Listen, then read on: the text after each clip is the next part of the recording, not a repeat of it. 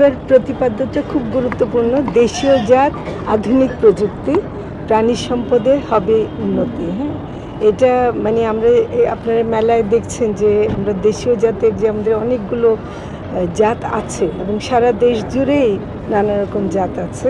আবার একই সাথে কিন্তু আমরা উন্নত জাতেরও যে এগুলো, কারণ আমাদের একটু প্রোডাক্টিভিটি বেশি বাড়াতে হবে, সে কারণে আমরা সেরকম জাতও রেখেছি। এবং এটা তো গরু ছাগলের দিক থেকে। পোলট্রি একটা খুবই বড় ইন্ডাস্ট্রি এবং যে কারণে কিন্তু ডিমের উৎপাদন অনেক বেড়েছে এবং মানুষ সাশ্রয়ী মূল্যে খেতে পাচ্ছে। তা আমরা কিন্তু মনে করি যে এই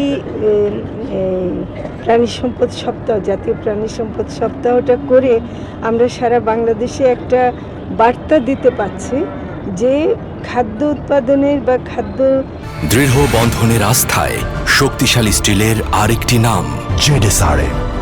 নিরাপত্তার প্রশ্নে এবং নিরাপত্তার প্রশ্নে মানে খাদ্যের প্রশ্নে আমরা অনেকখানি অগ্রগতি সাধন করেছি এবং আমরা এই ব্যাপারে খুব সতর্কভাবে এগিয়ে যাচ্ছি।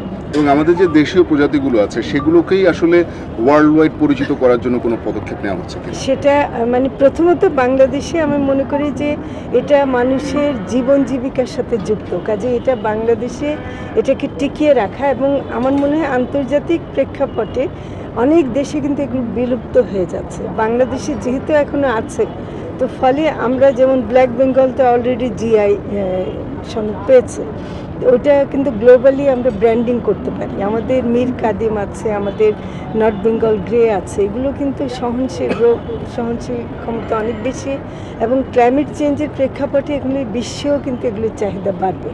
ফলে আমরা কিন্তু সেদিকে যাব যেগুলো বিশ্বময় এটার পরিচিতি বাড়বে। একটু যদি বলে যেতেন যে দ্রব্যমূল্যের সহনশীলতায় আপনাদের ভূমিকা অনেক বেশি। আমরা দেখি অনেক পণ্য আছে যেগুলো আমাদের প্রতিবেশী দেশটা কোনো কারণে কোনো সময় বন্ধ করে দিলেই আমাদের অনেক বেশি সংকটের মধ্যে দিয়ে আমরা যাই। লং টার্ম কোনো পরিকল্পনা আপনারা আসলে রেখে যাচ্ছেন কিনা? না, এখানে আমাদের যে সম্পদটা আছে প্রাণী সম্পদের মানে দুধ, ডিম, মাংস, এটার মধ্যে শুধু দুধটা ছাড়া আমদানির উপর বেশি নির্ভরশীল। অন্যগুলো আমরা নিজেরা স্বয়ংসম্পূর্ণ, আমরা ওগুলোর জন্য আমদানি করতে হয় না এবং আমরা আমদানি করতে চাইও না, কারণ এই ধরনের পণ্য বিদেশ থেকে আমদানি করলে যেই সব ঝুঁকিগুলো আছে আমরা সেগুলো এড়াতে চাই। তো সে কারণে আমরা মনে করি যে আমরাই পারবো, এটা আমরা করে দেখিয়েছে আগেও। এখন আমরা শুধু দুধটা ছাড়া অন্যগুলো আমরা নিজেরাই করতে পারবো।